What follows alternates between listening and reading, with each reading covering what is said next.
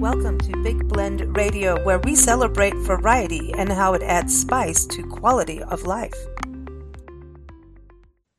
Welcome, everyone. Today we're so excited because this is our second show of March celebrating women authors. This is all part of Women's History Month and National Reading Month. So this month, let's just make a concerted effort to pick up a book written or edited by a woman. This episode is all about the Tucson Sisters in Crime. They're an awesome organization based out of Tucson, Arizona. And yes, these ladies like to kill people off in their books. And sometimes it's fictional, non-fictional. And they're also, it's an organization that does actually have brothers in there and other people that may not be writing, but are part of it or just interested in crime fiction, of course, and also the wonderful city of Tucson, which we love and we call home. And it is the gastronomy capital of the world, a UNESCO gastronomy capital, which is awesome. And it is also home to the festival, the Tucson Festival of Books.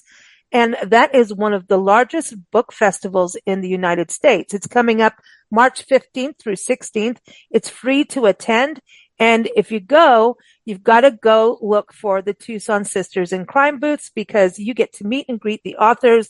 And having interviewed many of them over the last few years, I wish I was there because they are so much fun to chat with.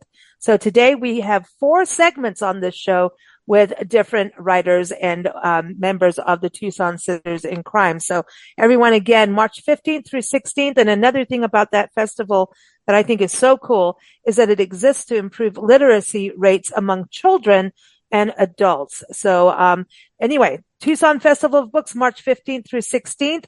And for the Tucson Sisters in Crime, check out TucsonSistersInCrime.org. And while you're there, pick up their anthology. It's called Trouble in Tucson. So let's bring our co-president. See, this is what happens with women organizations. You get to have 2 presidents. We've got Eva Eldridge here. Elaine Powers is also co-president, but Eva is here, and you can go to her website, evaeldridge.com. She is a writer, a travel writer. She is an avid, voracious reader. She works with writers and authors and aspiring authors and helps them in the world of publishing and all kinds of things. So welcome back, Eva. How are you? I'm good today, Lisa. That's good. I hear Tucson is all sunny and that you've got flowers in your garden. Yes, my garden is surprisingly popping. The gladiolas are blooming, and the freesias are blooming, and the hollyhock is starting to put out a bloom stalk. And if I can keep the pack rats from eating stuff, I have spinach, and I have peppers, and I have various peppers. Thanks to your care last summer, everything is done really well. Good. This is exciting. You've got to have a little bit of gardening on the show. And we do have an author that will be talking about gardens and crime coming up on this show. So stay tuned for that with Marty. But Eva, the Tucson Festival of Books, you've got to be excited for that because this is a main part of how, the Tucson Sisters in Crime get out there and get to actually meet their audience, right? And new audiences for their books. Absolutely. What we do is provide a place for authors, and they don't have to be independent. It doesn't matter whether they're traditionally published or independently published. They're welcome to sign up for a 2-hour spot, either Saturday or Sunday, and pitch their books to people. So they bring them, they sell them, we sell them, we get, and it's the most amazing thing to see a bunch of people lined up in front of our tables talking to the authors. It gives them exposure to those authors. It gives those authors the ability to have a face and a presence, which they don't always. Authors tend to be a little bit introverted. So getting them out in the public eye is a good thing. And we've had people come back and talk to us saying, "Oh, I saw her last year. Is she going to be here this year?" So it's a very, very good thing. Oh, I love that. I love that. And I love that it's, it's still kind of relatively new, but I mean, it's really made a huge impact and thousands of people go to the festival and what? 140,000 was my gosh. estimates. Yeah. And it's like you get to meet the authors, but then there's also speakers, right? And people can go listen to It ha So we fill up the U of A mall. If anybody's ever been to the University of Arizona, there's a mall, between the buildings, um, in the center of the campus, and it's very long. It's like several blocks worth. And then underneath part of that mall is an integrated learning center. So there's a bunch of classrooms underneath it. And then there's it's a huge campus. So there's speaking rooms and there's panels on just about everything.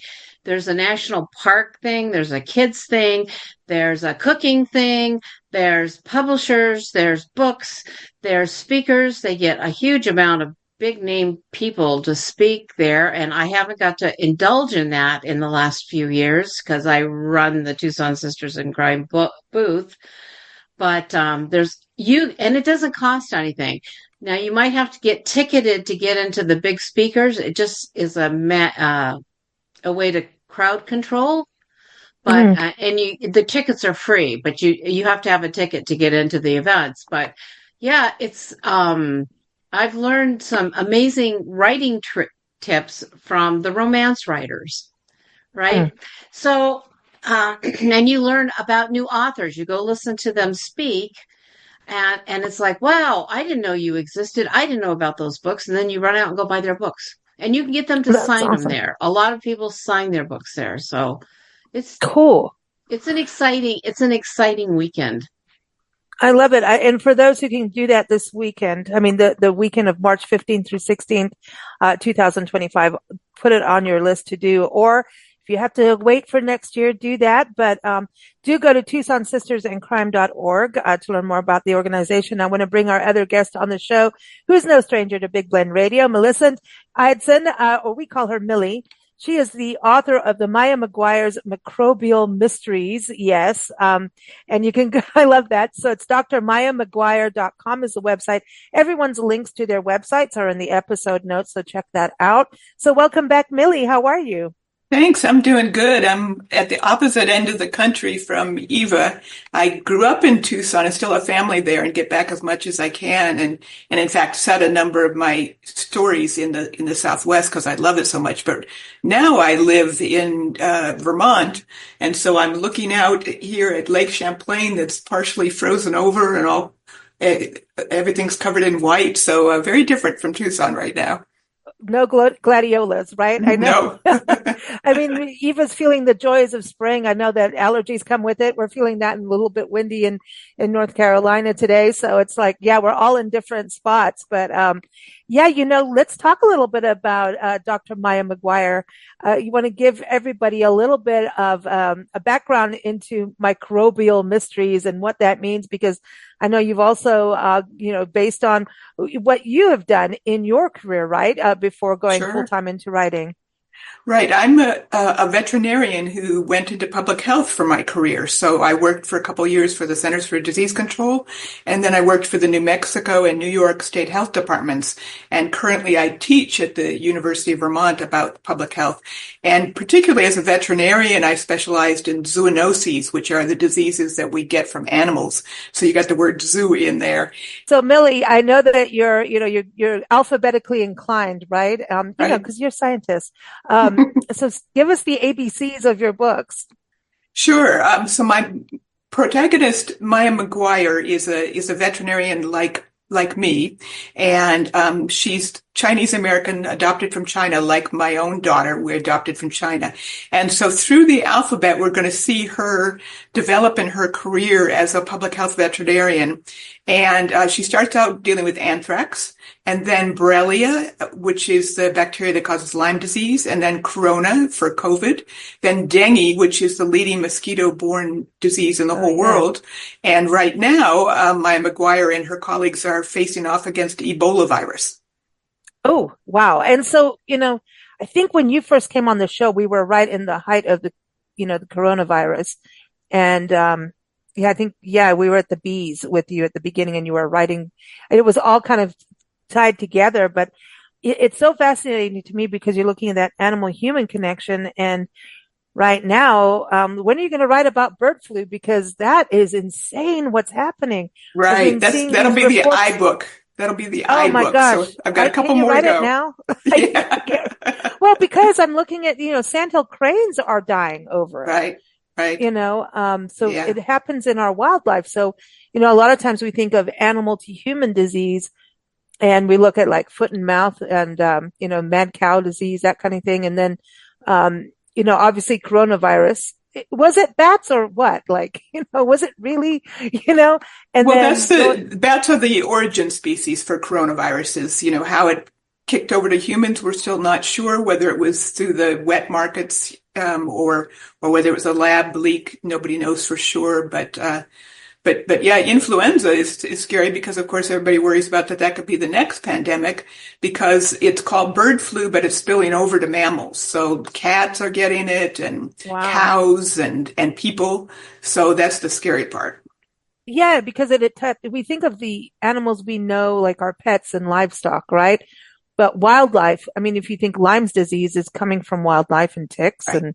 Right. and I interviewed Dr. Doug Tallamy, and he's pretty famous in regards to the world of biodiversity and ecological, or how to rebuild ecosystems. And he wrote a book that really showcased it, got kids to look at their backyards as a national park so that we start taking care of our ecosystem in our immediate vicinity. And I can tell you, like Eva does that, right?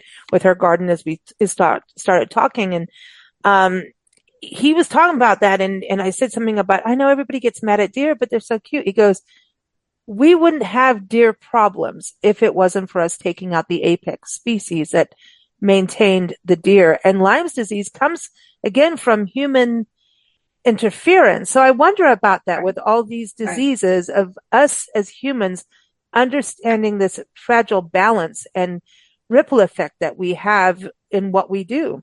Right. Well, we call it One Health, which basically means that the health of all the species and the environment are interrelated. And so we've got wildlife, domestic animals, people, and the environment all contributing to, as you said, that balance that keeps us either healthy or sick. Now, with these microbial mysteries, the mystery is about what's killing people, right?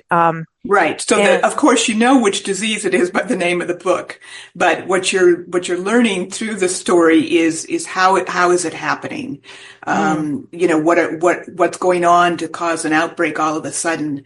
And so the disease detectives like Maya McGuire have to figure out what's causing it, how to stop it, how to stop the number of deaths. Are there any human factors that are related to the disease outbreak? So that's the puzzle. And I talk about the crime being the criminals are like the microorganisms that are causing the disease, but of course they're not doing it deliberately either. They're just trying to survive like we are. So I think what you're doing with your books is fantastic, because when we hear about big diseases, there's the immediate thing to shut down and not want to learn.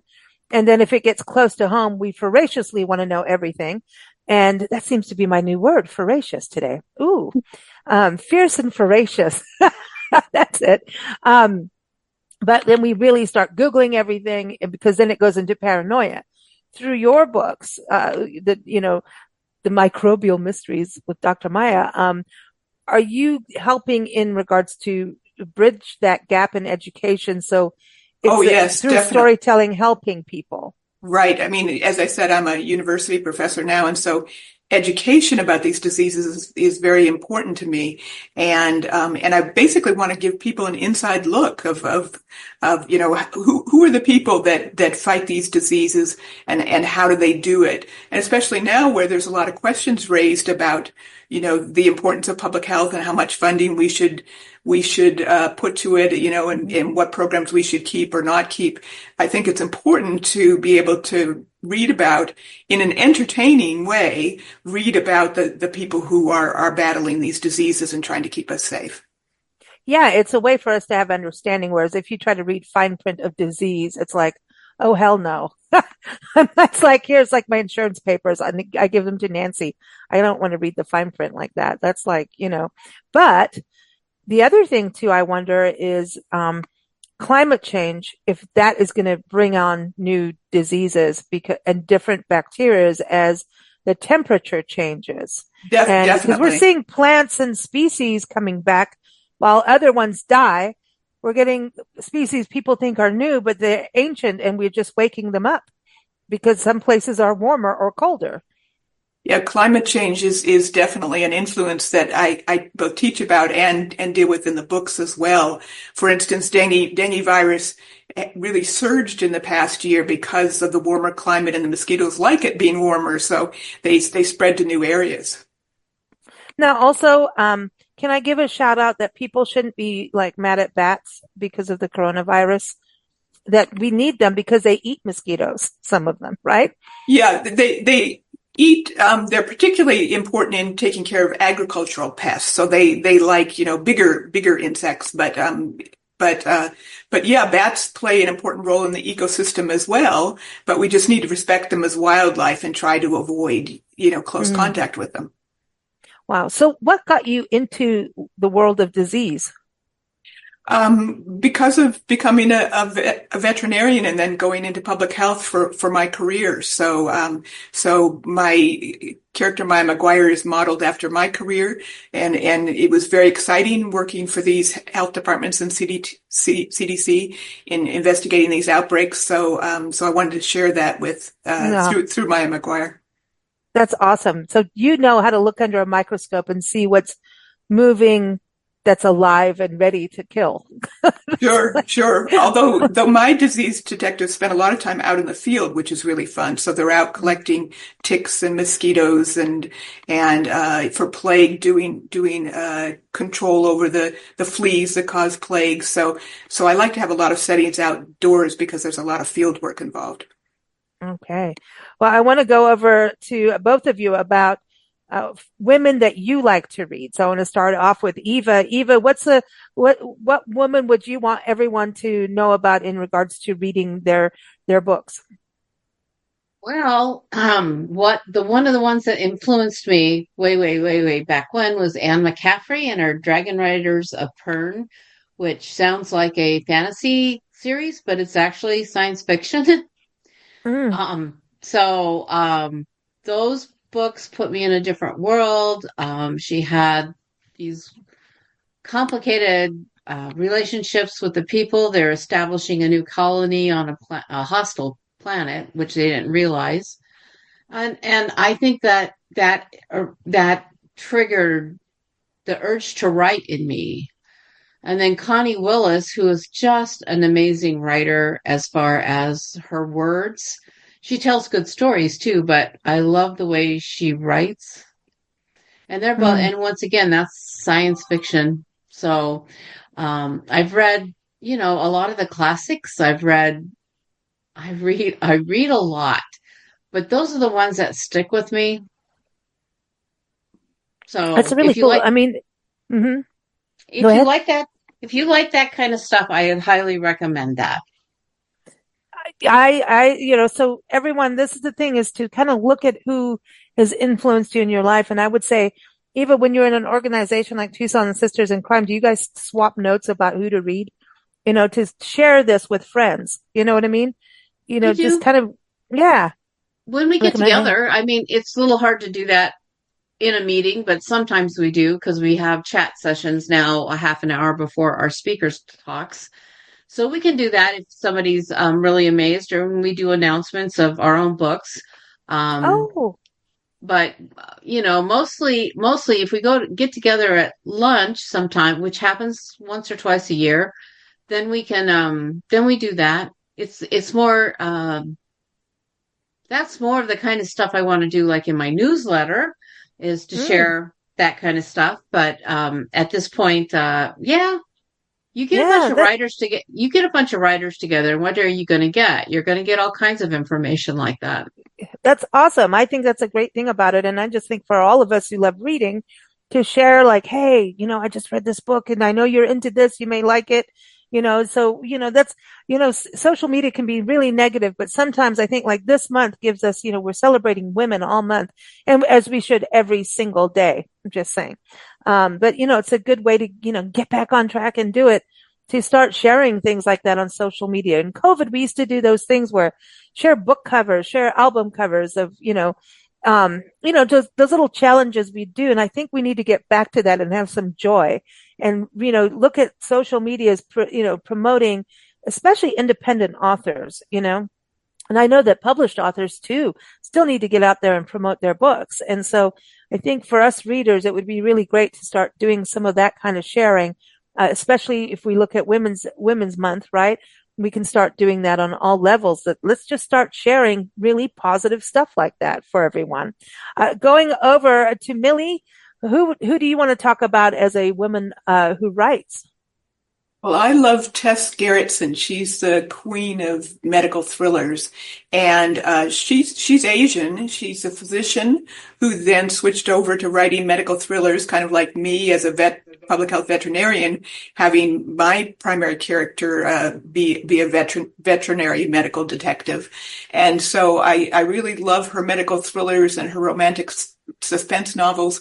I saw an interview with her where her most famous characters are Rizzoli and Isles, who, of course, got turned into a TV series. And both of those are white Caucasian characters. And someone asked her why, as an Asian person, she hadn't had her main protagonist be Asian.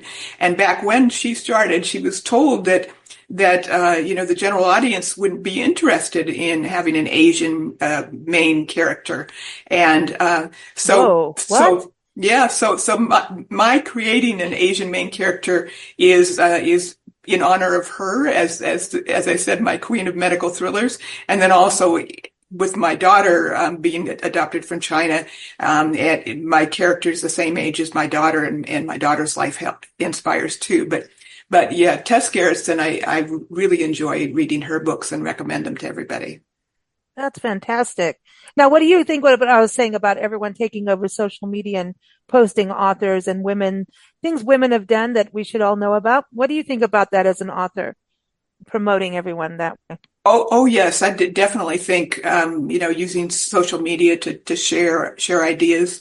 A lot of authors now are jumping over to Blue Sky as one of their new social media sites. So yeah, I've just started that a few weeks ago. So I'll follow you. We're there as Big Blend. Yeah, we're there. Eva's there. Yeah, yeah, cool. Yes. Let's do that. Let's take Been there over for a Blue while. Sky. That's cool. I think I joined a long time ago, and then it was just like, oh, another social media. Now it's like, no, we need it. So yeah, everyone go over there. But also go to evaeldridge.com to sign up for a newsletter. That's going to be exciting. And, I want to close off with tips for, women listening into this going, I've always thought of writing a book. Maybe they're secretly doing that, and, or, just working that way. And sometimes it happens once you retire, you go, okay, I can do something I've been really working on, those weekends. Now I can really go for it. So for each of you to give a tip to an aspiring writer or author. So let's start with you, Eva. What's a great tip? Have somebody else look at your work. Get an editor, if not a paid editor, somebody who can read your work with an objective eye. I second that, triple second that, quadruple second that.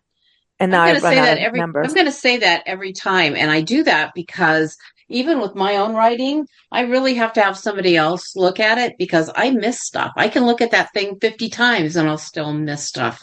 Yeah. So, we work with like Books Forward, right? The literary publicity group. And we just did an interview with them. And this is one thing I know that they've always invested in when they talk to an author and they say, well, how do I do my budget? And they said, the first thing you should do with your budget is get editors, period. Get your book right, because if your book is right, that's going to go further in the PR and the marketing of it than if your book goes out there with errors and your characters are doing the wrong thing at the wrong time. You need people that will look at the actual story versus, editing is not grammar, right? We've got Grammarly for that. And even that, careful with that. I know. I was going to say, don't. Yeah, you've got to be careful. Anything AI generated, be careful with. It's a tool, and you need to fix it. So yeah.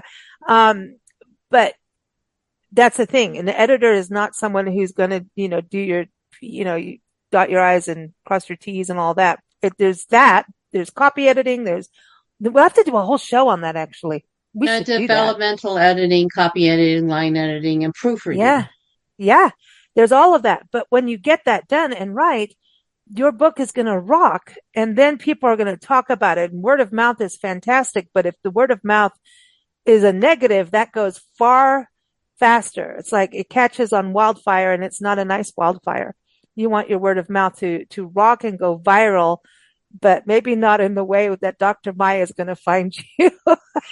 So that leads us to you, Millie. Any tips? Keep your pages Sure. clean. Yeah, I'll follow up on that. I'm a big fan of critique groups or workshops with other authors. So each of my books, I'll spend a year having the chapters reviewed and getting feedback from other authors. And currently I'm in two critique groups, one that was a spin-off of a local one for me, but now we have people in it from all over, and even someone from Canada.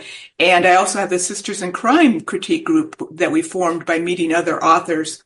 And there's four of us that are all independently published authors, and the other three in my group are just top notch, and we're all publishing series. And so I get so much good feedback out of having critique groups with other authors. I'm with you on that. That's fantastic. And authors working together, that may be something, Millie, that people think, oh, they're going to steal my ideas. I think you have to know those authors, and that's where an organization like the Sisters in Crime really helps, right? Is that you get to know the authors, and there's a trust level of each supporting each other. Right. Yeah. The Sisters in Crime, this is the second workshop group I've done through them. And one of them, Sisters in Crime, actually has a formal, process of putting authors together. And so I did that for several years. And then just by getting to know people in various Sisters in Crime discussions, then I looked for others that were independently published and publishing series so that we would all be kind of on the same page when we were giving each other feedback. So. Awesome. Awesome. Well, ladies, thank you so much for joining us here on Big Blend Radio. We're going to go to our next group of authors. So stay tuned, audience, and thank you for listening. Let's support women authors. Again, you can go to drmayamaguire.com, evaeldridge.com. Those links are in the episode notes, as well as TucsonSistersInCrime.org. Thank you so much. Thank you.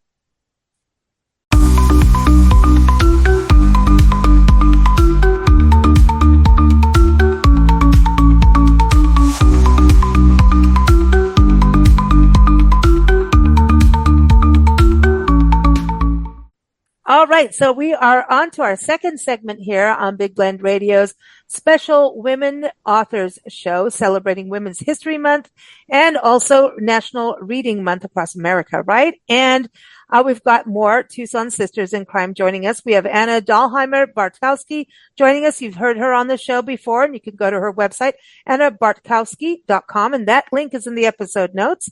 So welcome back, Anna. How are you? I'm doing great. How are you doing? Good. Are we allowed cocktails? The last time you were on the show, we had cards and characters and cocktails, and we had a blast. We did have a blast, and weird stuff happened after that show in the tarot. But yeah. So cocktails ever in any of your books? I just have to ask. Oh, there's actually quite a bit of wine in my books. Okay. As I take a sip of wine now. No. Yeah. Okay. Just saying. No, but really, so wine. Okay.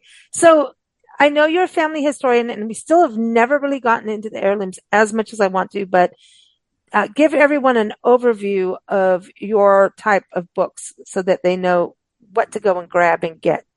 Yes. I am fascinated with family history, and all of my books are like special messages to people the theme is I get involved in anything that hopefully inspires people to start investigating their family tree.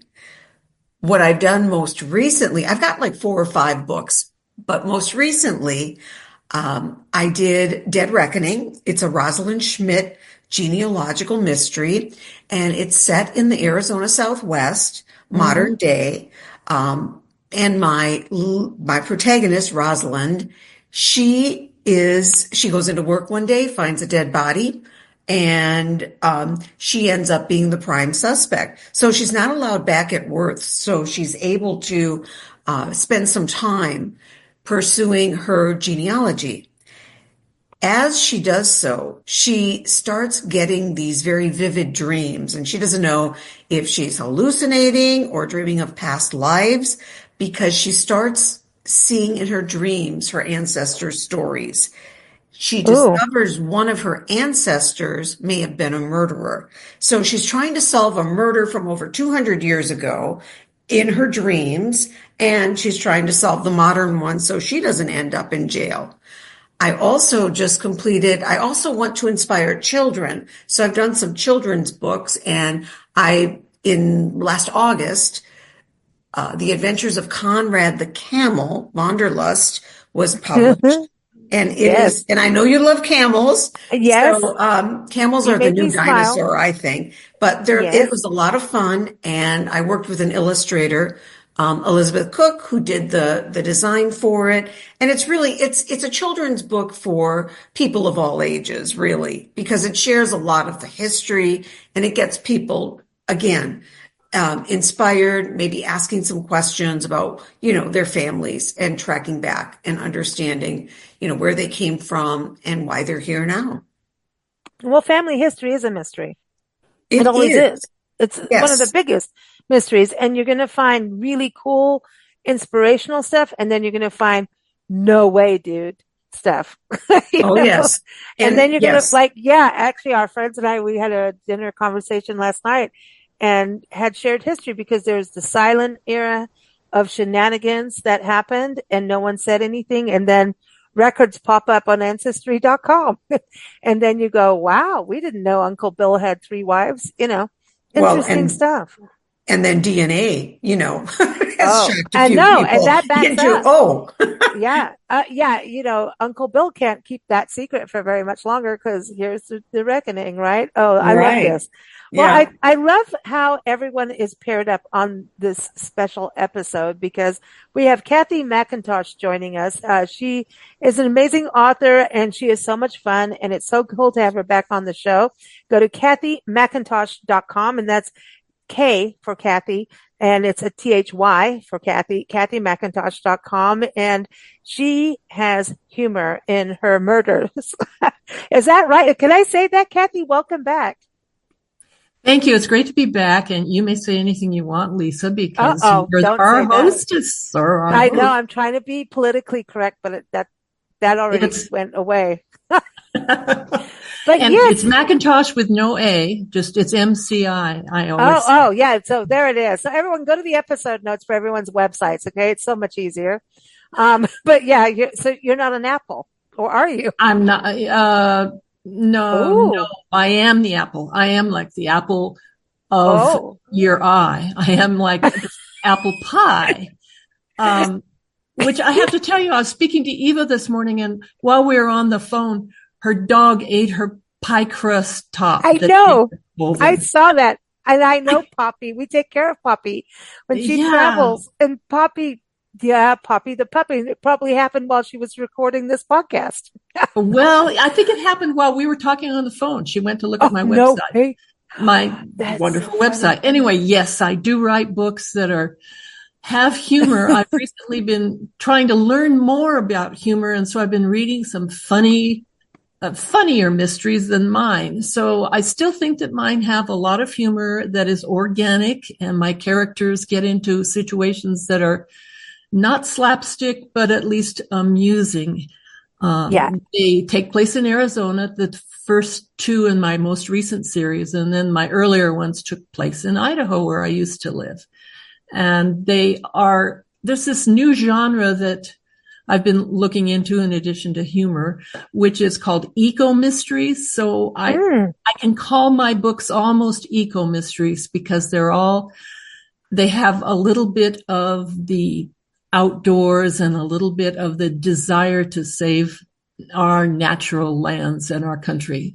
The most recent one in Arizona was set in the Sonoran Desert, which I remember we talked about before, And my earliest one was about preventing canned hunts in North Idaho. In Idaho, they still do canned hunts where they just farm the animals. But this one was tongue in cheek. We had zebras and water buffaloes up in North Idaho.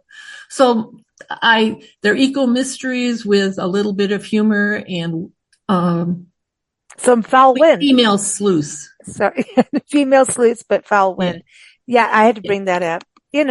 Well, I think it's important right now, when we look at what's happening with our public lands, we're in a little bit of a flux here.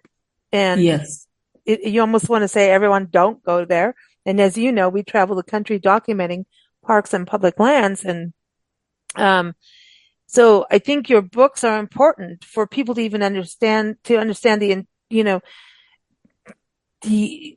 fragileness of it all, these ecosystems that we have. And right now it's going to get to a point of people overrunning them, or, you know what I mean? Remember what happened in COVID? Yeah. So I'm not trying to be political, but it's something that, so my political stance is, if you go to a park, please be kind to the land. How about that? That's good. That's good. And it is true that we want to encourage people to enjoy nature, and yet then we are all out there smushing things, smushing the grass. So we do need to remember that our ecosystems are fragile. And that's a little bit about what my books are about. And mostly it's about murder. What can I say about killing people and finding dead bodies? Yeah, like Lake Mead I think we've talked about that before. Look at that. Like all these bodies popping up suddenly, with the water going down at Lake Mead. It's like, here it is. Show and tell will happen at some point. And our public lands are, not national parks as much, but, there are specific public lands where people can get away with it, and they will. I mean, everything, moonshining happens in public lands, marijuana growing happens in public lands, and burying bodies happen in public lands. And then you may think you're going camping and you never know. Oopsie. Uh-oh. So, things happen in public. I'm not trying to scare anybody from going, but don't go right now. All of those things do happen, and all of those things are rare. And I think it's very rare that tour guides end up running into dead bodies. And my female sleuth is a tour guide and a chef. So, and already in just 2 books, she's found, well, I'm writing the 3rd. So now she's on her 3rd body, and it's already becoming a little grim. Fortunately, she does travel, so they aren't all in the same town, but she's beginning to wonder if she should have Anna read her tarot cards, I guess, because of the number of dead bodies she's encountering. I don't know. I think we may Tucson Sisters in Crime, when you have your meetings, I think Anna needs to go down there and bring out the tarot, not the dead. Bring out the dead, but bring out the tarot cards and pick a card for your character. I really do. I mean it. Yes, that sounds like fun. It does. It would be great. Just some creative inspiration, But I love what you do, Kathy. And, it's been so much fun having you on the shows. I think a couple, 2-3 times you've been on the show over the years, but, the 2 of you have met, right? I know Anna lives outside of Tucson, but she's a Zoni. She lives in Arizona, but, you both have met at the Tucson Sisters in Crime booth. And Anna, that's something important as an author, right? To go to these. I know that you're already doing one as we record this. You're about to do another festival, but as an author, what's it like going to these? I know it's hard work, so everybody be kind to the authors, but is it cool to connect with prospective readers and readers? It's wonderful to just get out there and you get to see firsthand the reaction to your books. You get to meet other authors and learn from them, learn what's working for them. So it's really wonderful to get out there. And I know some authors are consider themselves very introverted, but I think it's really a marvelous experience to share what you've written and really see the public firsthand. You know, and you always do some giveaways and you have some fun with it. So it's always a good experience. You learn from every event like this that you attend. What about you, Kathy? I know you've been at the Tucson Festival of Books as well. What do you like about it? Well, it's absolutely fabulous to connect with people who come up to your booth and are readers. I mean, there's an awful lot of people, a lot of them are listeners. They listen to, podcasts. And, but they're. You be nice to our podcast listeners now. I know. And I will always be nice to podcast listeners. But they are readers. And even if they don't like the genre that I write in, we can talk about what they do like and why they like it.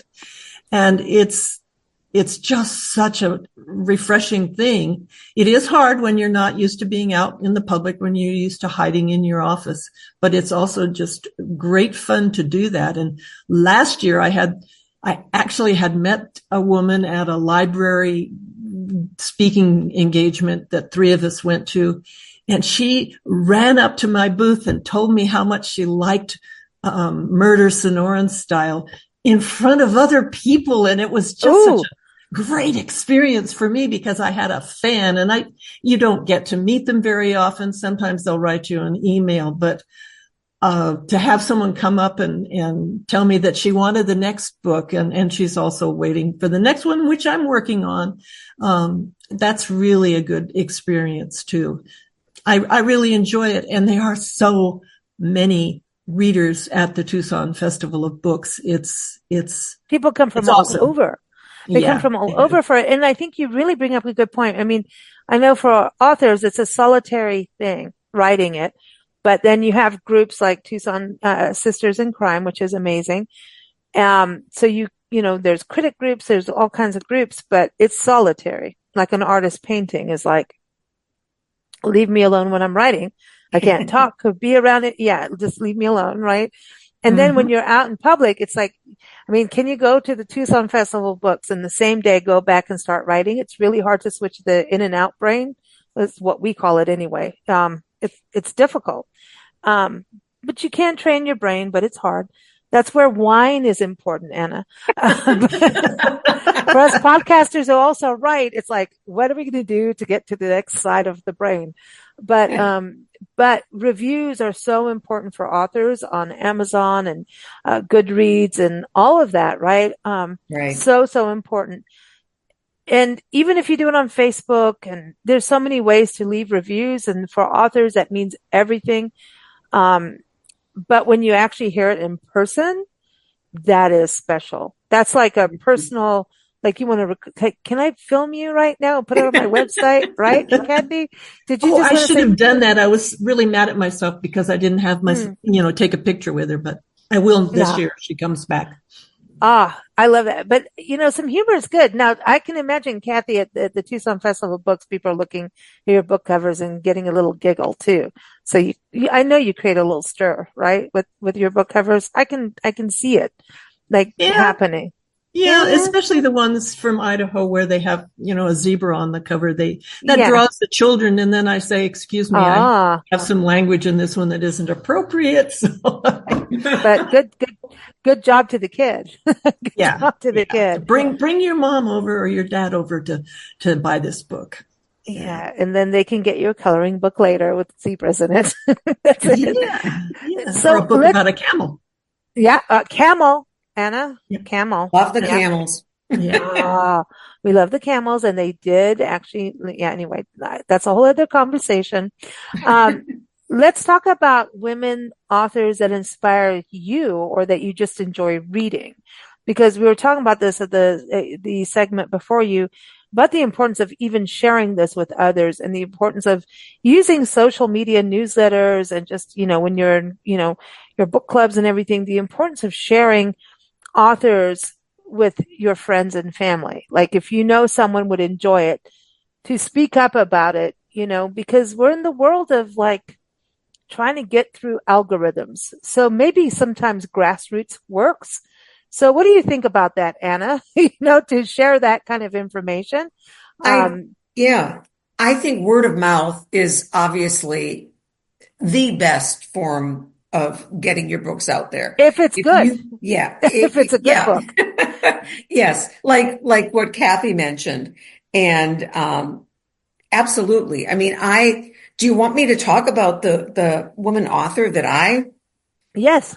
Okay. Well, I admire her and she inspires me. And she's obviously a historical fiction author. Her name is Fiona Davis, and she is the author of multiple books, and they're all set in distinctive buildings in New York City. She has a book entitled The Address, which is, the building is the Dakota. And I don't know if you recognize that, but that's where John Lennon and many very famous people lived. Yoko Ono still lives there. And she always has dual timelines, which I'm very fond of. And she writes about it, like in the Dakota, she writes about when it was first built, how it came to be, and then a current, like say it could be anywhere from the 1980s, 1990s, is the current version of what's happening there. She's done the same thing with the New York City Library. Her book's entitled The Lions of Fifth Avenue. And it, again, dual timelines. She does such phenomenal research into these buildings. Another one, The Spectacular, is about Radio City Music Hall. So it talks about some of the life of Rockettes early on when they first started and more currently. But her latest book is called The Stolen Queen, and it is set at the Metropolitan Museum of Art. She does a little bit of a turn. She has the protagonist go to Egypt, because it has to do with the Egyptian art that's at the Metropolitan Museum. She always has a female protagonist, and the history and the current time frame comes into play. The building is actually almost a character unto itself. She researches that first, and then she creates the characters to fit the story of the building. That's cool. That's really cool. So if the walls could talk, literally. Yes. Right? Yes. I love that. Well, because people are drawn to places, right? That's so cool. That is so cool. I'm going to have to go. I was going to go, I was going to say, I'm going to go dig her up. I didn't mean it that way, but we're on the Tucson Sisters and Crime Show. And every time we do these shows, I get weird. I start thinking like dead body stuff. So I can't help it. Kathy, what about your author that you want to give a shout out to? You don't have to dig her up, but I would. Well, that's very gross, because you said authors that have influenced me. So I was going to talk about Sue Grafton, and she unfortunately did die a couple of years ago. Sorry. She wrote a lot of books, the alphabet author. And one reason she was very inspiring to me is because I used to put on a, mystery writers conference in Idaho, and she came there and she offered to read some pages of my books, and one of my first books, and told me that something I had planned with a blender couldn't possibly happen, and it could happen because it happened to me later in the kitchen. But she was just a lovely, inspiring person, and she wrote a lot of books. A current author, it's very interesting, Anna. I wrote down Fiona Davis. Because it is. Wow. Is another historical fiction writer, and she's from Arizona. Her name is Karen Oden, and she's not only a lovely person, but she is a really good historical fiction writer about Victorian England. And I'm really into historical fiction right now. I'd like after I finish my current novel, to write one or something historical in Los Angeles, where I grew up, that might include family history, except I can't remember it. So that would be a toughie also. I can make it up. Well, but our family history is Sharon in Oden LA. I beg your pardon? I said our family history is in LA too. Oh, yeah. Wow. Oh, wow. Mm-hmm. I got a murder in there too. Ooh. Yeah. Well, yeah. I've got, people running around drunken and naked and barefoot. I remember. Oh, that sounds like our family. Well, one side of it, but not the side that got murdered. The other side, I think, got murdered by the mafia. Ooh. It's like a mafia murder, because the mafia murdered Nazis.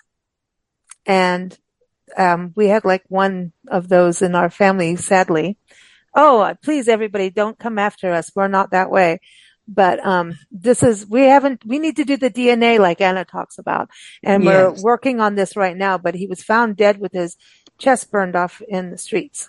And that would have been something that happened at that time. The military here in this country hired, supposedly, so we're still allegedly going through this, hired the mafia to get rid of the rest of the Nazis after World War II that were hanging around and still doing stuff in LA. Is that right, Nancy? She's here. She's like, we're trying to get that right, but we're not sure. But we are not Nazis, just as I say this, so everyone knows, because we have weird stuff going around this world right now. But that they burned his chest off, and he was lying in the street. So there you go. You don't do very much, Lisa, between all those podcasts and dog sitting and a magazine that you've got out now. So I think you should write this novel about your family in your spare time. Giving it to you. No. Well, that's what Nancy's up to. That's what Nancy gets to do. But we don't know if that's true. But there is so much crazy history in LA. So I'm excited for you to do this. You know what I mean? Yeah. It's cool. It's cool. But in the meantime, I'll stick to the Southwest and write my female sleuth mysteries until I have a little more time to do the exploration of Los Angeles. I have no family history there for you. It may be buried in the Saguaro National Park or something, but I love this. I love that you're all talking about, the family history in these stories, because I think the family history comes up with stuff that is just so like, no way. That, it really does give a catalyst, and then writing fiction around it gives that warmth to it and that, levity. Like you can do things and give people grace too in the past, that's part of it. Okay. So now the last question is for women that are looking to write a novel, get into it at all. We want to look at tips. Our Women Making History podcast, it celebrates women of the past, the present, and the future. So going to both of you who have written multiple works, what would be a tip that you would pass on to a woman saying, I'm going to write something. I want to do it, So let's go to you, Kathy. What is your tip?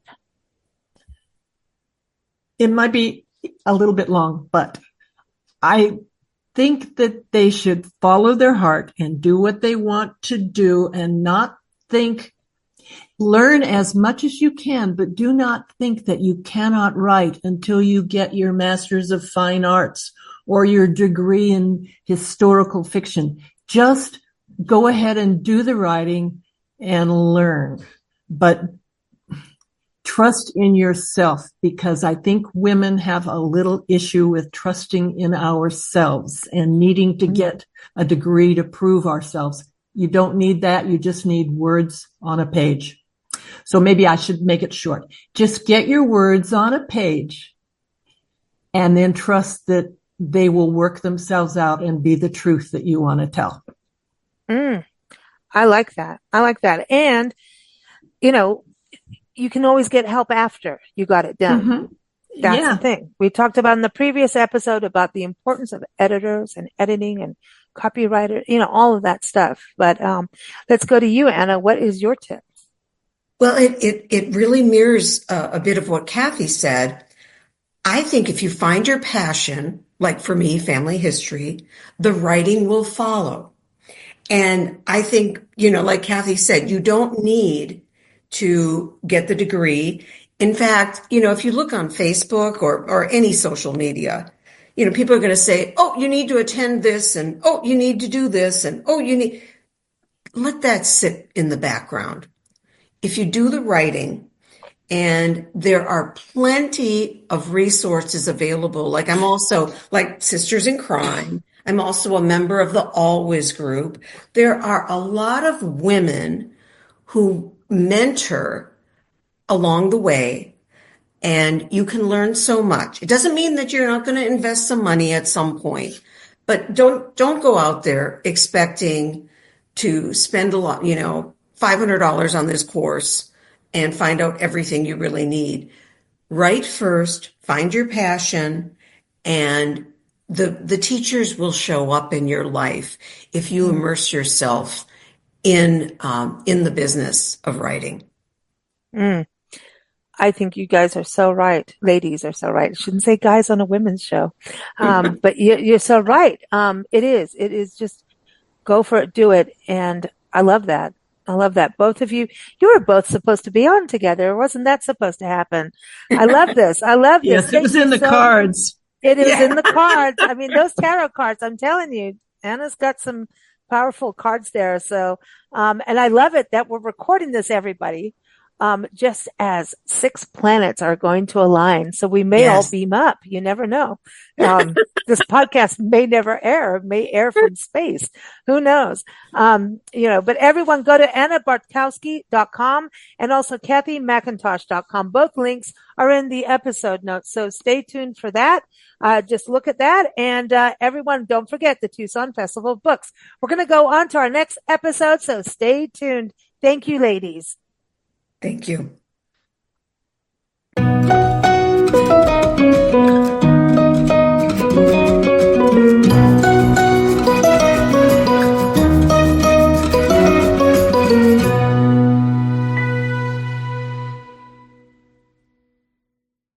Okay, so we're getting into part 3 of our women's authors show through the Tucson Sisters in Crime.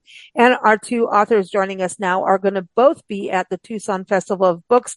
Again, that date for the festival is March 15th through 16th in Tucson, Arizona. You can find out more. Go to TucsonSistersInCrime.org. So we're going to start off going up north of Tucson, where we're going to talk to Paula Winsky, Paula F. Pfeiffer-Winsky, and that is Winskye. You can go to her website, winskybooks.com. All the links are in the episode notes. But Paula is based up in Snowflake, but she is connected to Tucson. She writes mysteries, she writes romance, and even family saga novels, middle grade novels, and hey, check this out. We have all these planets aligning lately. She has lunar enforcement novels. Go check that out. So welcome, Paula. Welcome back, I should say. How are you? I'm good. Thank you, Lisa. It's good to have you back on the show. I didn't know that you were murdering people like out in space. What's murder? Tell us about, lunar enforcement. That's something new, right?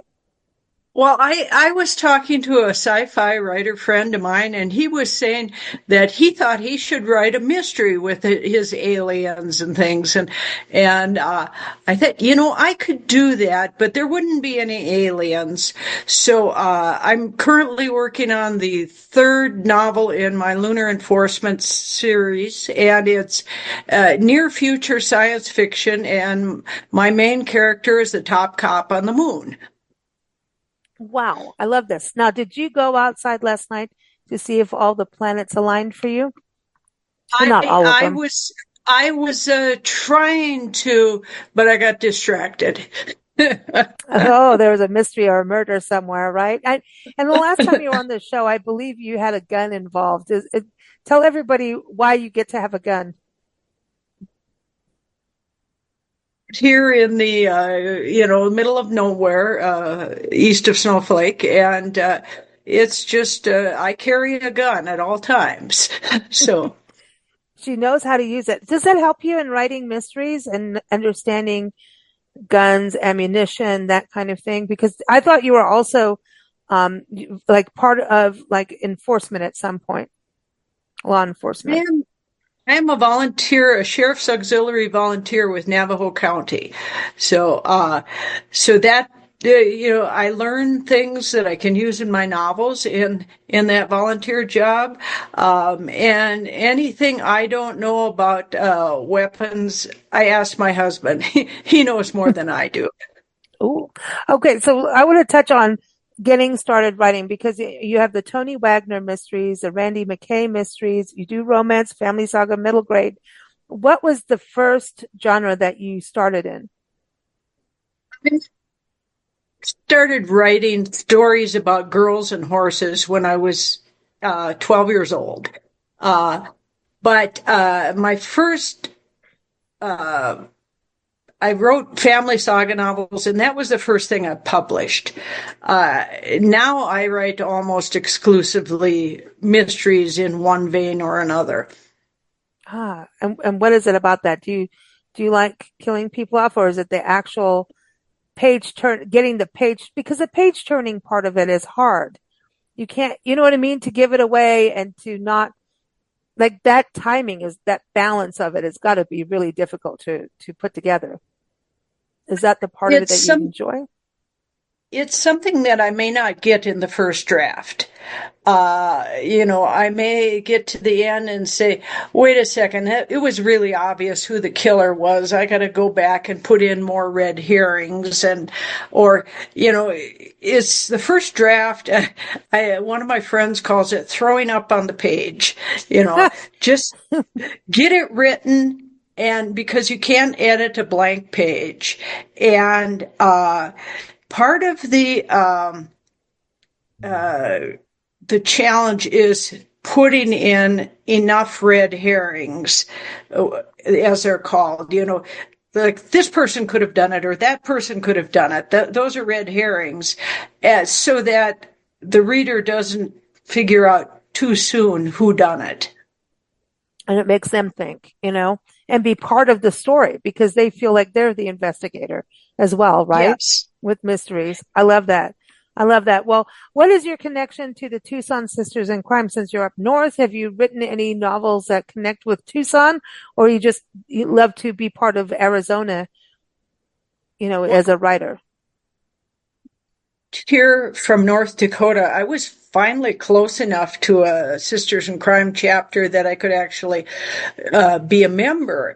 And at the time there was 2 chapters in the state, and the other one met during the middle of the week, and whereas the Sisters in Crime in Tucson met on Saturday, and that was more likely for me. So I have been a member since 2014. Oh, wow. So yeah, you've been over 10 years. See, I can't add people. No, just kidding. But that's fantastic. And everyone, you'll be able to meet Paula at the Tucson Festival of Books. And our next guest knows how to dig in the garden. In fact, I swear we've actually talked to her or met her at the Tucson Botanical Gardens years ago. She loves to travel. Really? Yeah, I think so, Paula. I'm serious. After our very first interview, Marty Eberhardt is here. And you can go to martyeberhardt.com. Again, the link is in the episode notes. After our first interview, I went, I swear we talked. I swear, because we did some features on Tucson Botanical Garden. And didn't you worked there and ran it, didn't you? Yes, I did. Although I was director from 1988 to 2000, so that was a while back. Oh, okay. Then it wasn't you. Yeah. But I think so. I don't know. It's something, I don't know. I feel like I've met you before when we first talked. So it's one of those things. And who knows, maybe we went through the garden and said hi, and that's just one of those things, that's part of mysteries. Like you may have just met someone briefly and they stick in your brain for some reason. And then 3 years later, you find out they killed someone that you knew, right?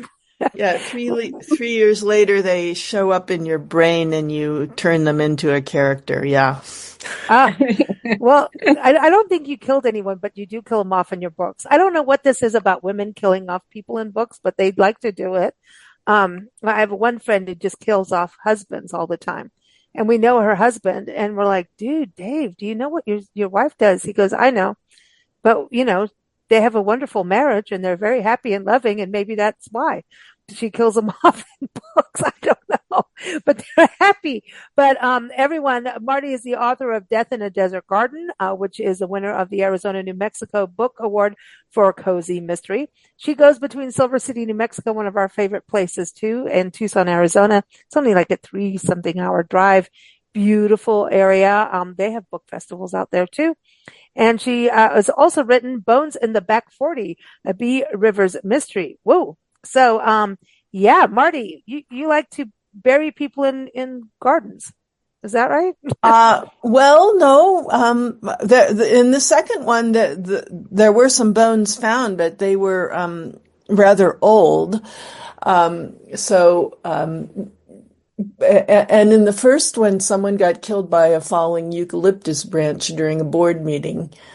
And I have quite a lot in my books about boards of directors and staff because I lived in the nonprofit world my whole career. So anybody who knows anything about the nonprofit world will probably be able to relate to some of that stuff, even if you never worked in a botanical garden. I love this because you're on this board and there's people that go on boards for different reasons. And you may be there with the altruistic, like, this is my vision of helping and doing. And then someone else is there for the ego and some is there for greed and show. And then some annoy you. And I remember being at a board meeting once where the head of, I have to be careful with what I say. But anyway, there was this board meeting years ago, and I'm not going to say what organization, but we were part of it.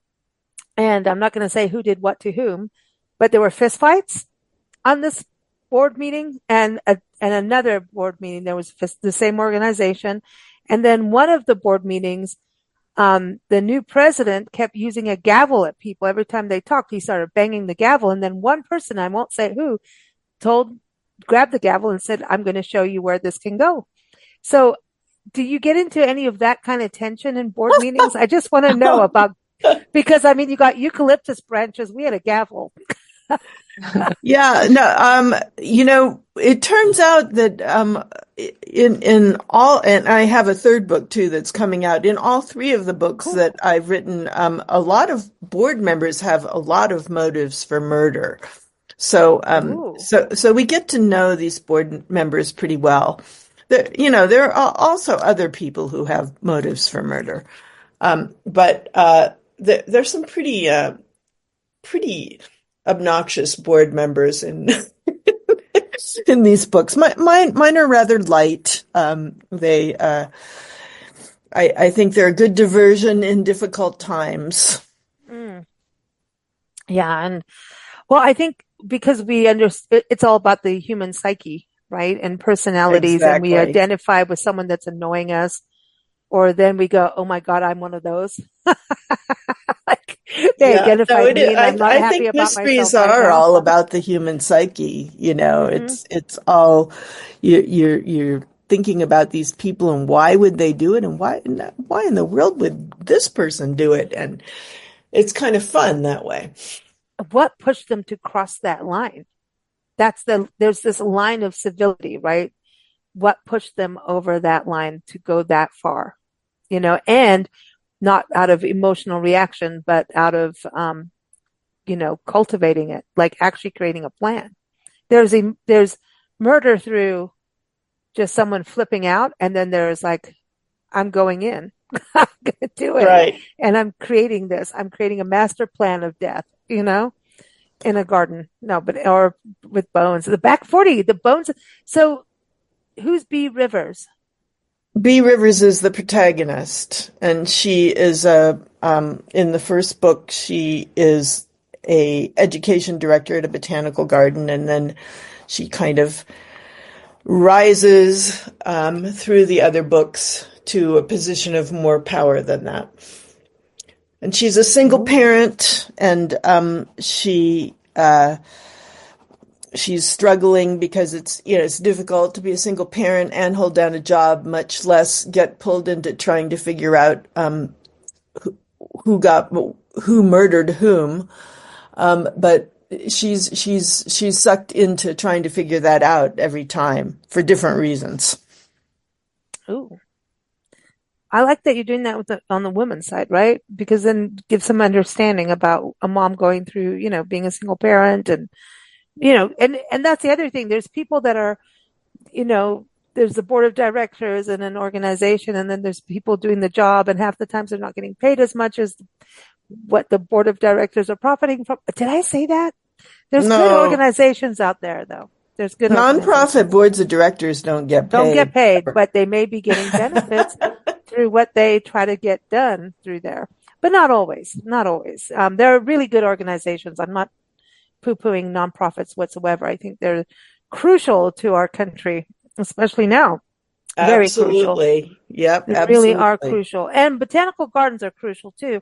And I think maybe we talked about this, but the botanical garden side too. I mean, the shenanigans of rare plants and thieves. That's a thing. Plant thievery is a whole thing too. Yes. So, yeah. So I have quite a bit of botanical lore in my books, but also a lot about the natural history of the Sonoran Desert. I really love the Sonoran Desert, and I try to communicate that. And some of the comments I felt happiest about have been from people in places like Alabama who said, God, I never really understood why anybody would want to live in the desert, but now I get it. You make you make the desert sound really appealing, and it is to me. I love it.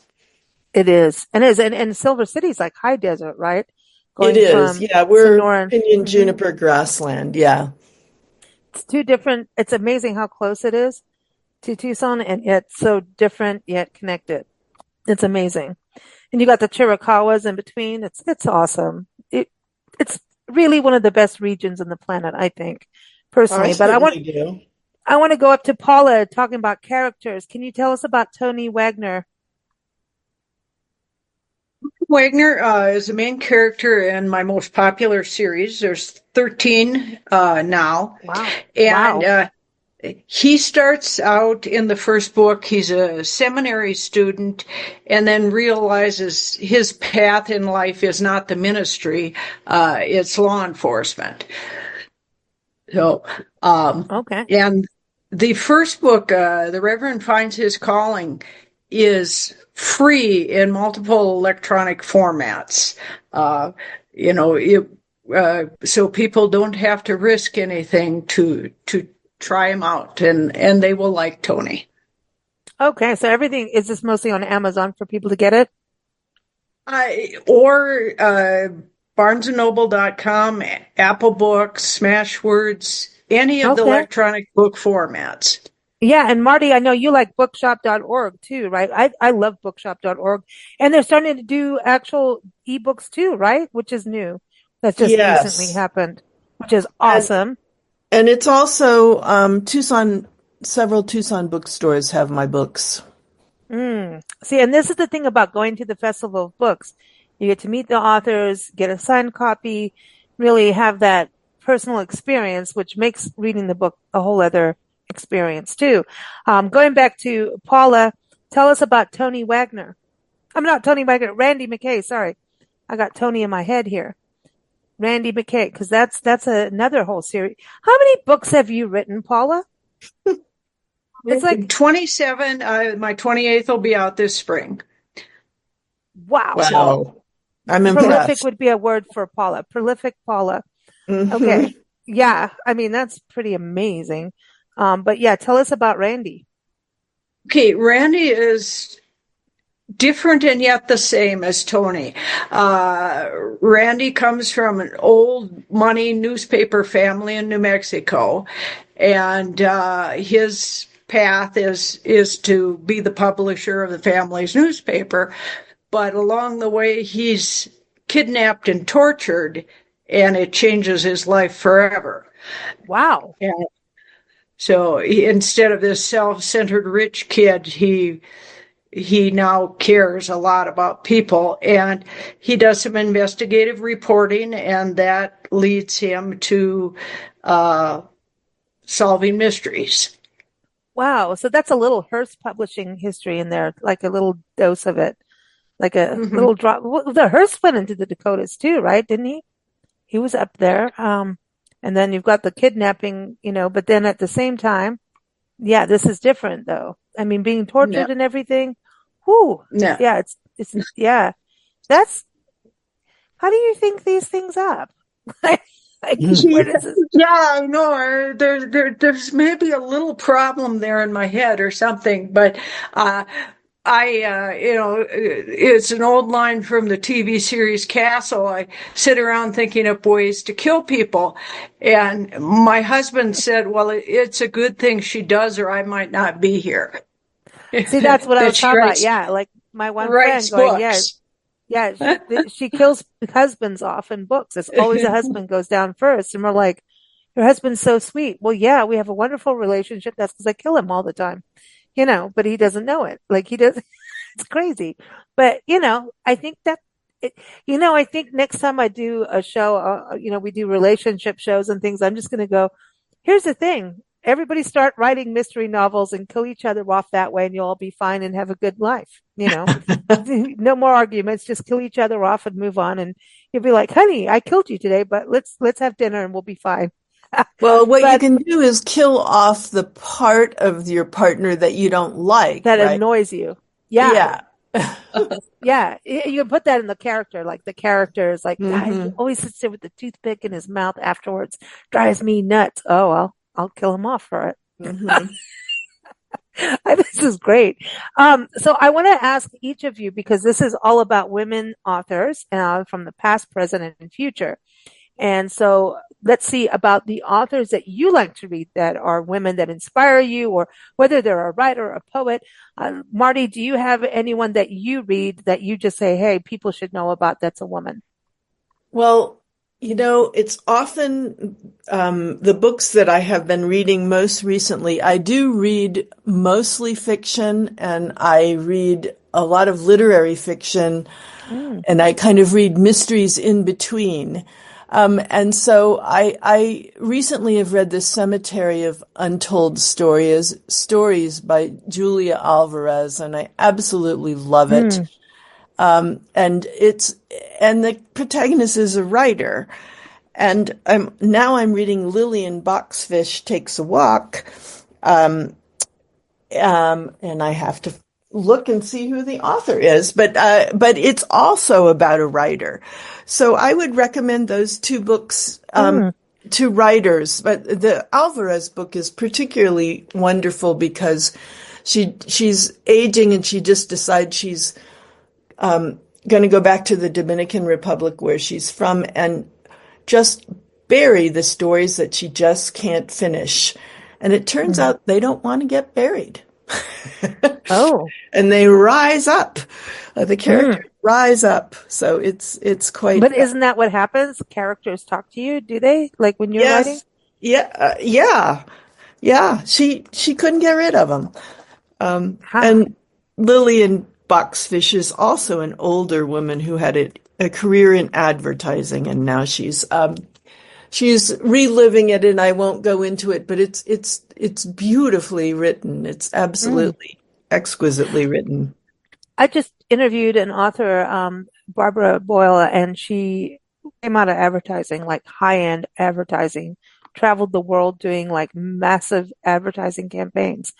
And her husband ended up moving into Piedmont in northern Italy, buying a 300-year-old rundown barn, and renovating it.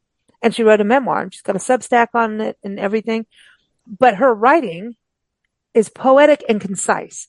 And I think there's something about people in advertising that go into, I know it's a memoir, but it's poetic and concise. Like how advertising has to, I think they know how to write, people in advertising. And lawyers do a lot of writing too, but her writing was exceptional. And then she gets into the characters in the village who are making these recipes, and it's a slow food movement for sure. Like this book, it's called Pinch Me, everyone. And it's just, it's exquisite writing, but she knows how to deliver. And I think if you're in the advertising world, you sweat over just 3 words, you know, Mm-hmm. Mm-hmm. because of space and time in advertising. So I wonder about that. It's cool. It's very cool. So Paula, for you, who are you reading or have read that you want to give a shout out to that's a woman author or writer? Well, I write to or read to be entertained and to escape. I prefer something lighter, and one of my favorites is Amy Van Zandt. She writes the humorous Pineapple Port Mysteries, set in a retirement community in Florida, and she has a fun. couple other series that are mostly that have a lot of humor in them, and she, I just admire her stamina because she also runs a company that helps authors advertise their books. See, there we go. See, that's the key. It's the marketing side. Very cool. And that's the thing about going to the Festival of Books. It's marketing. That's the other side of being an author is you can write, be in your creative cubbyhole, but then you have to be on podcasts like today and festivals and do this whole other side of the writing world. Isn't that fun, ladies? It's like, I know you'd rather be, typing, but do you enjoy meeting your readers or prospective readers? Marty, for you? I absolutely, I love it. It's really, I love it. Well, I'm an extrovert, so it's not a problem for me. That's awesome. Paula, what about you? Well, introvert, but I taught myself to be, I taught myself to be a shameless self-promoter because nobody else was going to promote my books except me. And so, yes, I love meeting the public, especially it's nice when somebody comes back and goes, "Oh, I read this book of yours. I want more," Yeah, that's great. That's awesome. And so that goes with the tips. So we want to close off this segment with talking about tips for writers. So, Paula, going from maybe being an introvert and then having to go, hey, I'm going to have to get out of my shell. And then you do it and then you enjoy it. That's pretty cool. So you had to make some changes to be successful and be able to publish and keep going. I mean, 27, like seriously, you're on your way to 30 books. So you can't do that and just keep publishing and not sell anything. Right. So it would be sad, So, and then when someone likes it, that's awesome. So would that be one of your tips for someone getting into writing right now, or do you have more to add? They're just getting into writing. Don't worry about that now. Just finish. That's the thing for somebody just getting into writing. Finish something. And worry about the promotion later. But if you're serious about this and if you see multiple books in your future, you're going to have to be willing to get out there and talk to people about them. Excellent. Marty, for you, any tips out there for up and coming authors and writers? I would say don't get too stuck on what the tropes are supposed to be for your genre. Like I was told, because mine are cozy / traditional mysteries, oh, you can't have any children in there. It's just, you can't have a protagonist who has children. It just makes the action doesn't go fast enough because children are so time consuming. But I did it, and people really like that part of it. That's the first thing I said to you. It was like, is someone bringing that in? Wow. And I was also told you really have got to, she has got to have either a boyfriend or a husband, since she's an amateur sleuth, who's like in the law profession. And I did not want to do that. I mean, in law enforcement, I do have someone in law enforcement, but it's a friend, a female friend. So I just wanted to kind of break those tropes because I thought they were kind of annoying. You know what? Every time people start telling you what you should do, that the word should, a friend of ours on a podcast every month, she says it's like should is like don't shit on yourself. Yes, That's I've heard exactly that. it. Yeah, it's like, no. And I think writing is creative, and you're allowed to break out the mold and see how it goes. And if it doesn't go, it doesn't go. But if it makes you feel good as a creative person, sometimes it takes 10 years for people to catch up to you, quite frankly. Right. Creativity is creativity. And no, you got me all riled up now. Well, ladies, thank you so much for being on the show. Again, everyone, MartyEberhardt.com, and it's you can just click in the episode notes. You'll see everyone's websites, and also for Paula Winsky, it's winskybooks.com. Thank you both so much for joining us. It's been a pleasure to have you both back on the show. Thank you very much. Thank you, Lisa.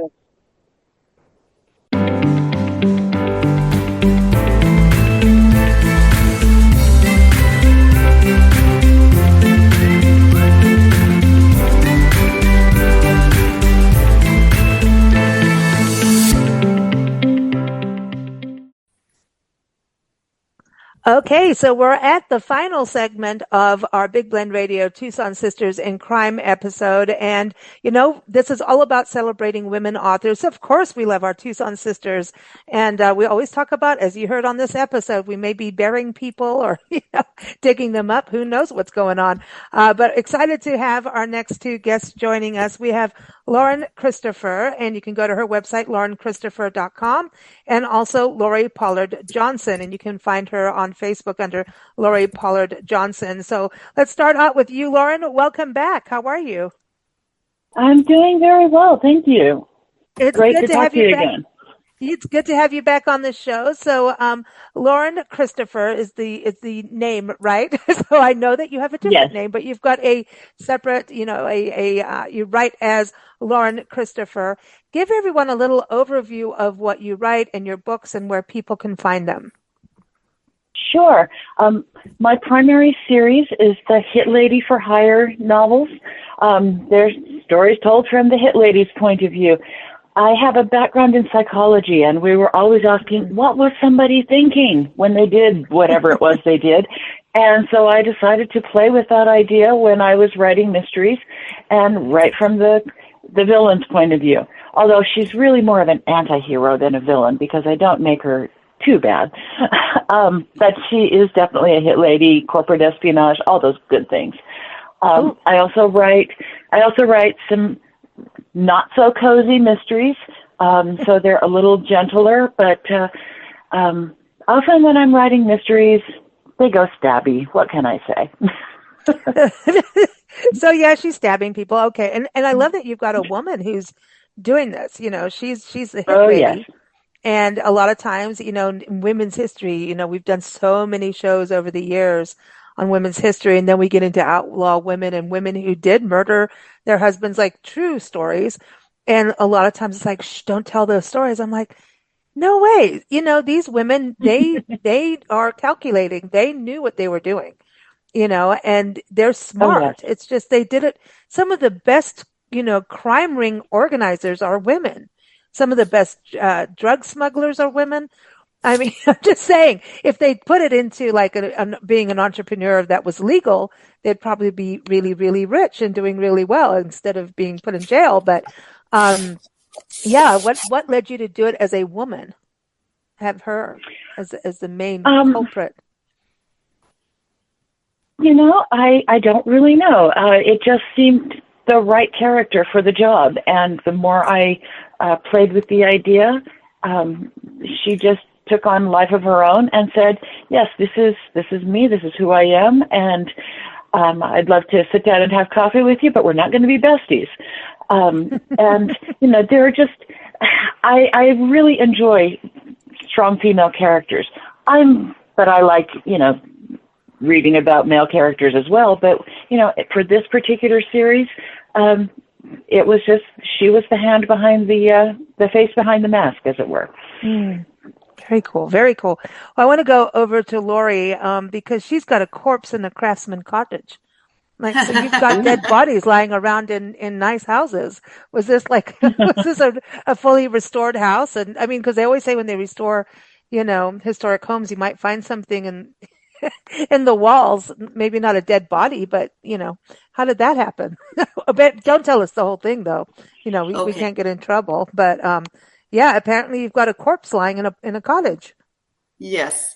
Well, a little bit of background. My husband and I actually spent most of our 40s buying rental homes and fixing them up really nice for new families, and then renting them out. And I have seen so much, so many surprises in fixer-uppers that I thought, what would be really interesting is if, in fact, you did find a dead body.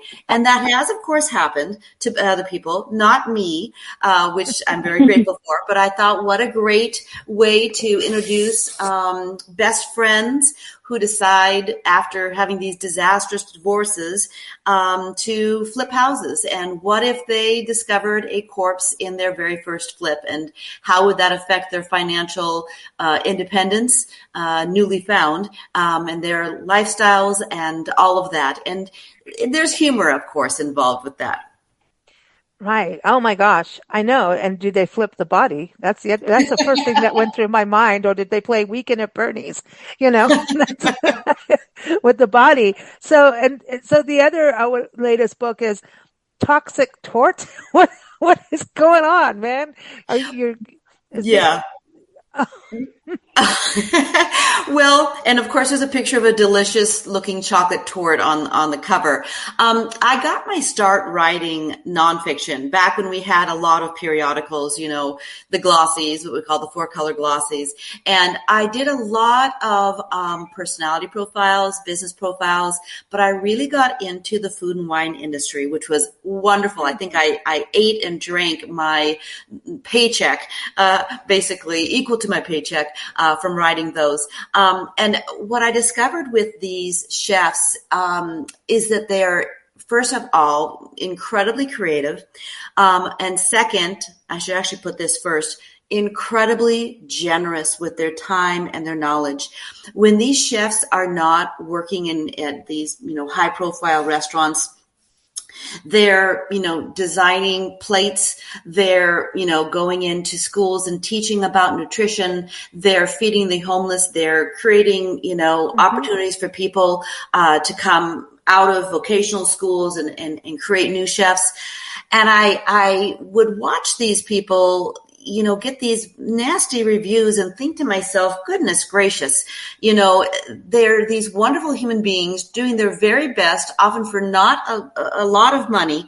And then these, quasi critics come along and shoot them down, basically. And I thought to myself, what would have to happen?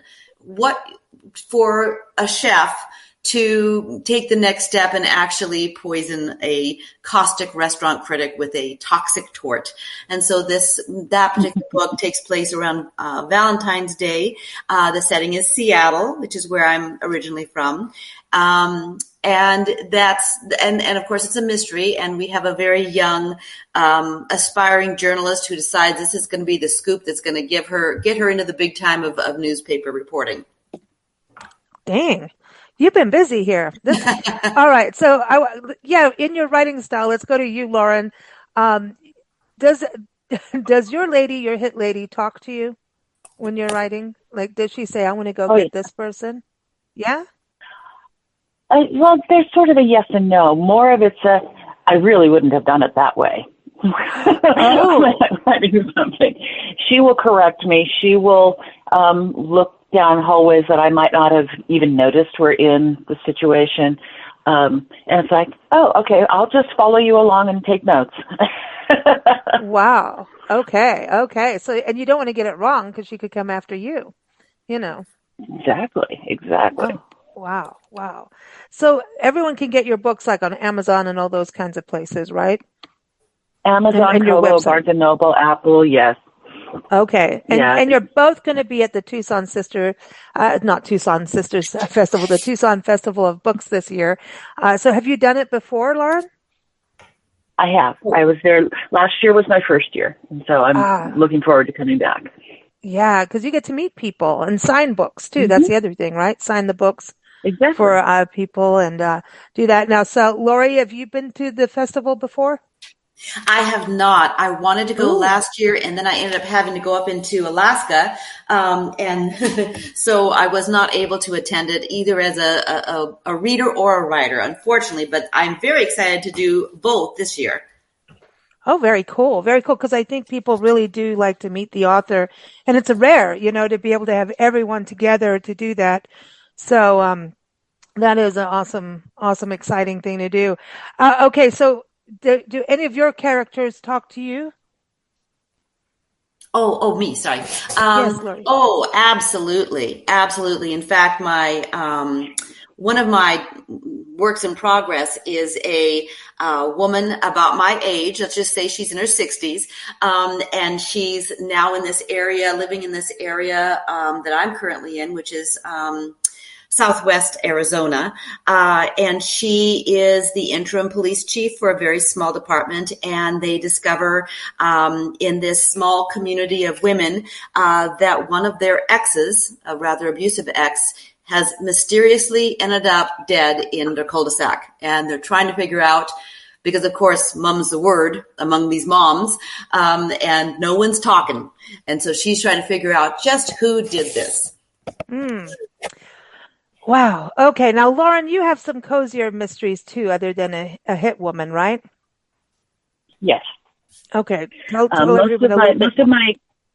most of my cozy mysteries are shorter stories that have been published in magazines or anthologies. And so one that's a particular favorite, it's set back in the late 1950s about a group of women in a small West Virginia town who followed the guidance of one of their friends, colleagues, conspirators, I don't know, who has a little bit of a clairvoyant ability. And so they become a little pickpocketing ring or a thieving ring. And then another thief comes to town and they have to deal with him. So wow. It's great fun. Yeah, I called it Lemonade and Larceny. And, and it showed up in an anthology a few years back, and then I put it into my own little collection of short stories as well. I love it. A pickpocketing ring. Yeah, but I like to do things like that. Short stories that play with ideas that not big enough to fill out an entire novel, but still fun characters, fun personalities, and a little bit of experimenting. I like that, and it's I think it's harder to write shorter. You know what I mean? You have to get to the point and still be able to tell the story. That's kind of an exercise. Well, I think it was Mark Twain who said, "I wrote it long because I didn't have time to write it short." Yeah, exactly. Well, and I love that you pickpocketing rings, and that stuff does exist, and, because criminals are always watching the rest of the humans. And that's what people forget, that they're watching. They're pros. They're practiced. It is an art form. I know that sounds terrible, but it is an art form. And they know people. They know, just like, we watch wildlife and we know how wildlife, that's kind of our thing over here, but it's the same thing as criminals. They watch people and they can tell when someone is vulnerable.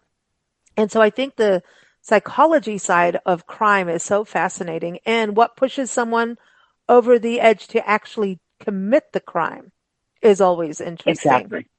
And then once they've done it, then it's almost an addiction, I wonder, of being able to do it, get away with it. Is that part of the draw, is the getting away with it? And then going, okay, if I do it one more time, is this the time I'm going to get nailed? They do it. So this is I love what you guys are ladies, I should say, are doing with writing all these stories, because it's also true in a way, maybe not specifically your stories, but these things do happen. But let's talk about ladies that you do enjoy reading. Let's go to you, Lori. Who do you enjoy reading that's a woman author or writer or poet, essayist? Oh, and before we get there, I do want to give a shout out, because you mentioned anthologies, that when you go to the Tucson Festival of Books, look up at the Tucson Sisters and Crime Booths, find out if they're going to have their anthology there, Trouble in Tucson, which is an excellent anthology that is fun and definitely riveting as well. So that's a great book to pick up as well. But Yeah. Lori, do you have a favorite woman that you want to give a shout out to that's in the world of words? Well, I of course love the grand dames of mystery, Sue Grafton and Janet Ivanovich, of course. But, my favorite writer of all time is probably Erica Jong. She, doesn't have a lot of books out recently, but I read her during a very formative time when I was a very young woman, and her prose is like reading poetry. It's just, and it's so, you can tell that it's intrinsic to her life, and it's honest, just gut-wrenchingly honest. And it's also got, some molding of fiction, and it's simply because, in order to tell a story well, you have to mold it into a story arc of sorts. But I absolutely adore Erica Jong. All right. Erica Jong, I swear I've heard her name. Fear of Flying. That was her seminal work, Fear of Flying, back in the 70s. And it was actually, of course, people wanted to ban it, but it was actually used in some college courses as reading material. So it was very, very mainstream, but it's edgy. It's very edgy, and there's some terms in there that I won't use right now because there's naughty words in them, but you will recognize the terms. Mm-hmm. I know I will. If I don't use them, I'll make them up. And if she's got some new ones in there, I want them. That's the only way we get through doing publishing. That's the only way. Wine and words, huh?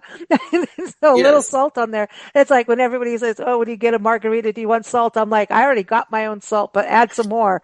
It's all good. Lauren, who do you want to give a shout out to? I think I'd like to just recognize Gail Carriger. She writes, excuse me, she writes a, for lack of a better term, we'll call it a comedy of manners series that's set in Victorian London called The Parasol Protectorate. And she's done many books as well, but they are, strong women, but they're dealing with the social climate they're in. There are various paranormal aspects to these books: vampires, werewolves, other creatures of the night, or the creatures of the unusual. But they're a little bit more on the lighter side, and yet they're great adventures or sometimes mysteries. And they're just fun to read. Gail has such a charming voice in her stories, and as a human being, she's a delight as well. I've met her on a couple of occasions, and we've had opportunities to talk. And she's just a wonderful person, and I love her work, and wanted to give her a shout out. Nice. Now let's talk about somebody getting ready to write, or maybe started writing. But maybe hasn't published yet, or just getting started. Maybe their book just got published and they're like, oh, now I have to do that, that other side of the world. But any tips for a lady getting started out in the world of words? So let's start with you, Lauren, excuse me. It's okay. I think mostly what I would say is connect.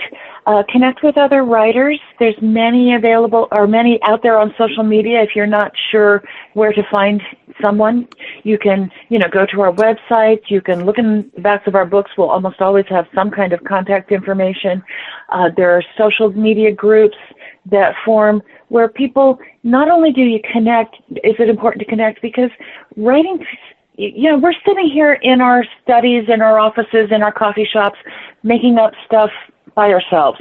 And it's really nice to know you're not the only crazy person out there. And so you go on social media with another group of writers, and you find people who speak your language. You find people who understand what you're doing. Or when you're saying, I've written myself into a corner, can people give me idea? How do I get out of this? A book I'm working on right now, I kind of backed my character into a situation that it's like, I have no idea how I'm going to get her out of this, but I like what led to this situation, and I just threw it out to several friends, and they gave me a whole bunch of ideas, most of which won't work either. It's cut a hole in the back of the wall. But it helped get the gears going again in my head, so I was able to figure out the next steps. Do you have those 3 in the morning? I was going to say, do you Oh, get yeah. 3 a.m. wake up calls like in your brain where get up, this is it, this is what you do. I have had many times where, not so much at 3 a.m. I do tend to sleep through the night better, but I have many times where I'm getting ready to go to bed and then it's, I have to make this note and get ready, go, pull my hair down or put my hair in a ponytail and then, I have to write this down too. So I don't lose it by morning. So many times the ideas will come while I'm cooking or cleaning or doing something else, and I'll have to send myself a voicemail on my phone or make a note somewhere else so that I don't lose those ideas and then can figure out, what did that note mean? Yeah, that's kind of that episode on Jerry Seinfeld when he woke up in the middle of the night and wrote his joke down, his bit down, and no one knew what it was. And then he had to go to his friends. Like you're saying, he had to show it to all his friends to get help. So I love that about getting, having, a community that can support you and you support them. Yeah, and that's one of the reasons I'm part of Tucson Sisters in Crime. It's a community of other mystery writers, and we're able to share craft tips and support each other in the work of building these worlds and characters so that we're not only talking to the people we made up. I love it. Yeah. So I know there's voices in her head. Again, the website for Tucson Sisters in Crime is TucsonSistersInCrime.org. Lori, for you, any good advice out there for ladies getting started in writing? I do. One of the things, I used to teach creative writing in English at the university level, and the one thing I always told my aspiring writers, this is going to sound funny, but wear thick socks. And they're always like, what? Here's the thing. As women in particular, but I'm sure this occurs to men as well, so I don't mean to be sexist in that way, everything will keep us away from the computer or the notepad, whatever you write. But if you wear very thick socks, you will not feel the crumbs on the floor as you make your way past the full sink of dishes and to the computer. And so what it really is, it's basically a metaphor for have laser vision. Don't stop. Don't confine yourself to what you want to write. Don't let anyone tell you it's not going to happen. The only people I know, and I did do a master's program where about 25% of us by graduation had sold a part of or all of our thesis. So it happens. The only people I know who never got published are the ones who stopped trying. So that's really essential. I also really agree with Lauren regarding community. I think that it is essential to have other people around to read your work and to give you honest feedback, and to also, and this is a really key thing that I learned in my master's program, you need to read both inside and outside of your genre as well as the craft books. Because the only way to see what really does work and what doesn't work is by looking at other genres that you don't ordinarily read, because it'll become glaringly obvious what is not working. And it will also, once you learn that, what's not working, the adverbs, the ly words and all that in the dialogue and the beats, is going to become readily obvious in your own writing once you see it in someone else's writing. So that's my advice. Don't stop, wear thick socks, develop a community, and, read extensively. And drink margaritas with salt on them. Absolutely. Well, of course, that's the best way. Well, it is. We are talking about Tucson. I love that advice. I really do. And the focus, it's true. You have to be like the rhino charging, and don't let anything stop the rhino charging, even American Express. But it's really true about that, because, when we start letting ourselves do the dishes or something, you're pandering to the other monkey mind, that we have in our heads whenever this goes with anything you want to do in the world, right? It's like, I think I'll do the dishes first. Yeah, I'm just thinking. No, you're not. You're giving yourself a way out. It's pushing things off. And then you do back yourself into a corner, and maybe you lost the time that you needed to actually do what you really, really, truly want to do. So sometimes just get on it. Just get her done. Get her done. Sure. And also sometimes you can just, depending on your life, you may not have large stretches of time. So learn to write in the small moments. I have friends who are who type scenes on their phones while they're waiting to pick up their child at school. I have an idea. I'll write this paragraph while I'm, standing in line at the, very, very long checkout line. The small moments are every bit as important as having those 2 or 3 hour focused blocks. You can fit your art and your craft into your life rather than having to necessarily upend your life around it until you're in a position where you can, and then it becomes your life, and then it's a lot more fun. But, let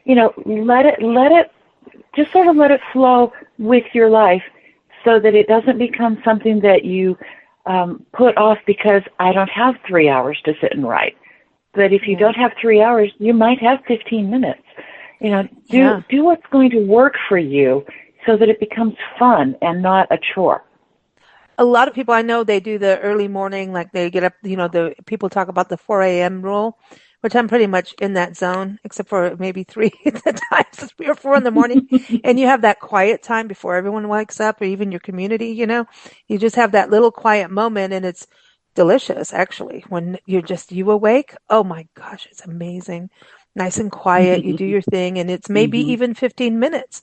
It could just be that 15 minutes, or you have your first cup of coffee, and while you're having your cup of coffee, you're so fresh awake, We did an interview with Julie Cameron.